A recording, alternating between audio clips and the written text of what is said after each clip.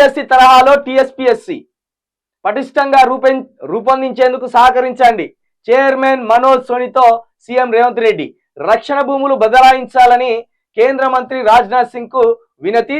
వెనుకబడిన ప్రాంతాల అభివృద్ధి నిధుల కోసం ఆర్థిక మంత్రి నిర్మలా సీతారామన్ కు విజ్ఞప్తి.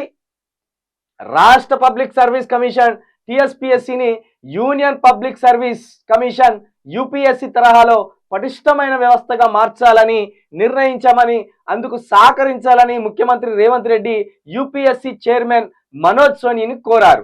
ఢిల్లీ పర్యటనలో ఉన్న ముఖ్యమంత్రి శుక్రవారం రాష్ట్ర నీటిపారుదల శాఖ మంత్రి ఉత్తమ్ కుమార్ రెడ్డి, ప్రభుత్వ ప్రధాన కార్యదర్శి శాంతి కుమార్తో కలిసి ఇక్కడ యూపీఎస్సీ భవన్లో చైర్మన్ మనోజ్ సోని, కార్యదర్శి శశిరంజన్ కుమార్లతో భేటీ అయ్యారు. ఇది ఒకసారి మనం మాట్లాడుకుంటే, నెల రోజుల సర్కార్ ఇదే కాంగ్రెస్ సర్కార్లో ఇప్పుడు నెల రోజులు అయిపోయింది. నిన్నటికి రేవంత్ రెడ్డి గారు 12 రోజులు ఢిల్లీకి పోయింది.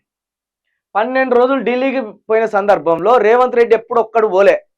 రేవంత్ రెడ్డితో పాటు బట్టి విక్రమార్కన, లేకపోతే రేవంత్ రెడ్డి తోటి ఉత్తమ్ కుమార్ రెడ్డి, లేకపోతే రేవంత్ రెడ్డి తోటి ఇంకొక వ్యక్తి, ఎవరో ఒకరు పోయిన. ఎందుకంటే రేవంత్ రెడ్డి మీద కాంగ్రెస్ కి నమ్మకం లేదు.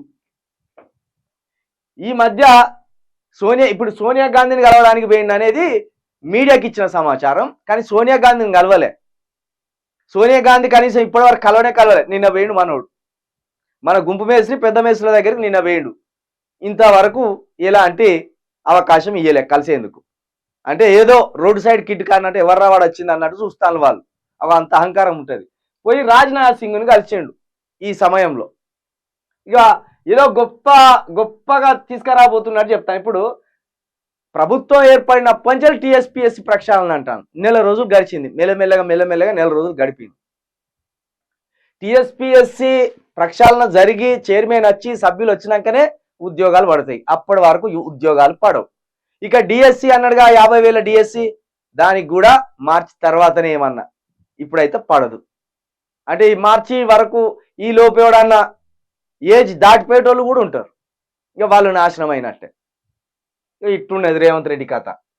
12 రోజులు, నెలలో 12 రోజులు ఢిల్లీ చుట్టే తిరిగిండు. మరి ఏం ఘనత సాధించిండు ఢిల్లీ చుట్టూ తిరిగి అంటే? ఏం లేదు.